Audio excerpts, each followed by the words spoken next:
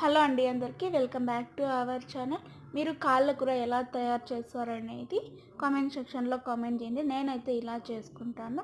ముందుగానే కాళ్ళను ఒక 3 to 4 విజల్స్ పెట్టి ఉడికించుకునేసాను. దాని తర్వాత అదే కుక్కర్లోకి 2 స్పూన్స్ ఆయిల్ యాడ్ చేసుకొని ముందుగా కట్ చేసి పెట్టుకున్న ఆనియన్ పచ్చిమిర్చి యాడ్ చేసుకున్నాను. ఆ తర్వాత అల్లం వెల్లుల్లి పేస్ట్ కూడా యాడ్ చేసుకున్నాను.